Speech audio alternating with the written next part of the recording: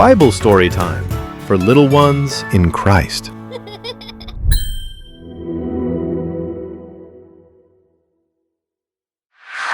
Hi குட்டீஸ், மீண்டும் உங்களை பைபிள் ஸ்டோரி டைமுக்கு அன்போடு வரவேற்கிறேன். போன வாரம் யோசேப்பின் குடும்பத்தார் 70 பேர் எகிப்துக்கு போனதை பார்த்தோம்ல.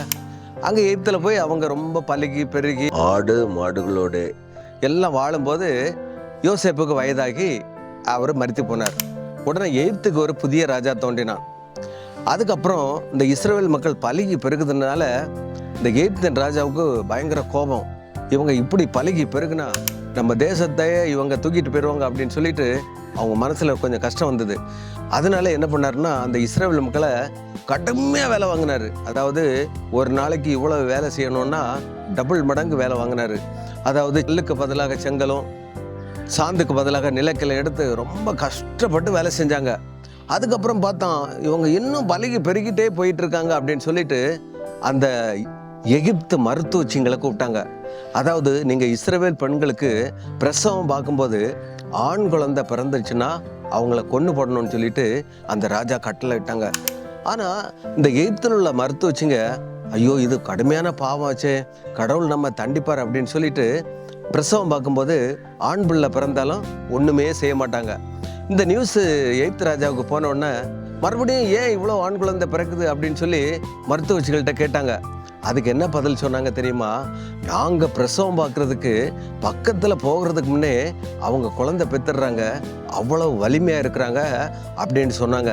இதனால் ஏசப்பா அந்த மருத்துவச்சிங்களை, அதாவது நம்ம நர்ஸ்ன்னு சொல்லுவாங்கல்ல, ஹாஸ்பிட்டலில் நர்ஸ் இருக்காங்கல்ல, அவங்களெல்லாம் ஏசப்பா ரொம்ப ப்ளஸ் பண்ணாங்க. அதுக்கப்புறம் திருப்பி அந்த பார்வோ ராஜாவுக்கு கடுமையான கோபம், இப்படி அந்த ஜனங்களை விடக்கூடாது அப்படின்னு சொல்லி ஒரு கட்டளை இட்டான்.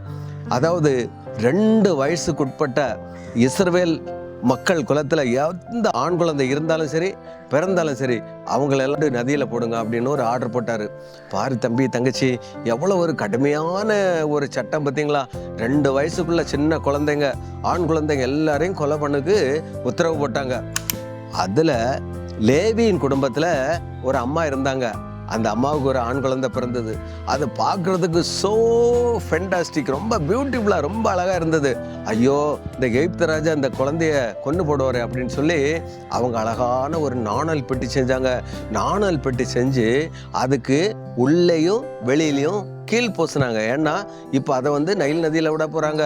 அப்புறம் அந்த ஓட்டை ஒருவேளை அந்த குழந்தை இறந்து போகும் இல்லை, அதனால அந்த நாணல் கூடையில் அந்த தண்ணி உள்ளே போகாமல் அழகாக மேலும் கீழ் பூசி அழகாக அந்த கூடைக்குள்ளே வச்சு அந்த நாணர் செடியில் கொண்டு ஒளிச்சு வச்சுட்டாங்க.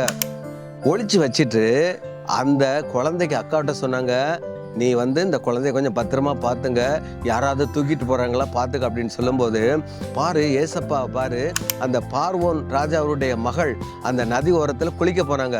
குளிக்க போகும்போது அங்கே அழகான ஒரு கூடை தெரிஞ்சுது.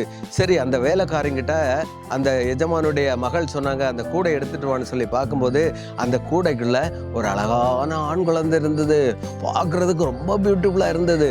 உடனே அந்த பார்வோன் ராஜாவுக்கு மகள் அந்த வேலைக்காரங்களை எல்லாம் கூப்பிட்டு, இந்த பிள்ளை நமக்காக வளர்க்கணும், இது ரொம்ப அழகா இருக்குதுன்னு சொல்லி அப்படி சொல்லிட்டு இருக்கும்போது இந்த குழந்தைக்கு அக்கா ஓடி போய் அந்த ராஜாத்திட்ட சொன்னாங்க, ராஜாத்தி இந்த குழந்தைய வளர்க்குறதுக்கு, நான் அந்த குழந்தைக்கு பால் கொடுக்கறதுக்கு ஒரு அம்மாவை கூட்டிட்டு வரட்டுமான்னு சொன்ன உடனே அந்த ராஜாத்தி கட்டளை கொடுத்தாங்க. சரி, ஒரு அம்மாவை கூட்டிட்டு வா, நான் அவங்களுக்கு சம்பளம் கொடுக்குறேன்னு சொன்ன உடனே அவ போய் இந்த குழந்தைக்கு அம்மாவே கூட்டிட்டு வந்துட்டாங்க. பாருங்க ஏசப்பாவை எப்படி ஒரு திட்டம் வச்சிருக்காரு பாரு. இப்போ அந்த குழந்தைக்கு அம்மா போய் அவங்க பால் கொடுத்து இந்த குழந்தைய வளர்க்குறாங்க, அந்த அம்மாவுக்கு சம்பளமும் கொடுக்குறாங்க. இப்போ அந்த குழந்தை வளர்ந்து பெரியவனாயிட்டான். அந்த குழந்தைக்கு அந்த பார்வோன் ராஜாத்தி என்ன பேர் போட்டாங்க தெரியுமா? மோசேன்னு பேர் வச்சாங்க. ஏன் மோசேன்னு பேர் வச்சாங்கன்னா, ஜலத்தினின்று அவனை எடுத்தேன்னு சொல்லி அவனுக்கு மோசேன்னு பேர் வச்சாங்க. தம்பி தங்கச்சி, இந்த கதையிலேருந்து எப்படி தெரியுது பாரு, ஏசப்பா தம்முடைய பிள்ளைகளை, அவரை நம்புகிற பிள்ளைங்களை ஒரு நாளும் கைவிட மாட்டார். சரியா தம்பி தங்கச்சி, இந்த நாளுக்குரிய வேத வசனத்தை கற்றுக்கொள்வோமா? கர்த்தர் என் பட்சத்தில் இருக்கிறார், நான் பயப்படேன். சங்கீதம் 118:6. மீண்டும் எல்லாம் சேர்ந்து சொல்லுவோமா? கர்த்தர் என் பட்சத்தில் இருக்கிறார், நான் பயப்படேன். சங்கீதம் 118:6. ஜெபிப்போமா? கண்களை மூடி கை கூப்போமா? அன்பின் நல்ல நேசரே, ஆண்டவரே, மோசையை பற்றி பார்த்தோம் சுவாமி. நீர் அவன் மேல் அனாதி ஒரு தீர்மானம் கொண்டு உம்முடைய அன்பினாலே அந்த பிள்ளையை பாதுகாத்து வளர்த்தீர். உம்மை நன்றியோடு உம்மை துதிக்கிறோம். நீர் ஒரு நாளும் நம்புகிற பிள்ளைகளை நீர் கைவிட மாட்டீர் ஆண்டவரே. நாங்களும் எப்பொழுதும் உம்மை நம்பி வாழ நீர் கிருபை செய்ய வேண்டும் என்று அதிகாரமுள்ள இயேசு கிறிஸ்துவின் வல்லமுள்ள நாமத்தில் ஜெபிக்கிறோம். ஜெபம் கேளும் எங்கள் நல்ல பிதாவே. ஆமேன். பாய்.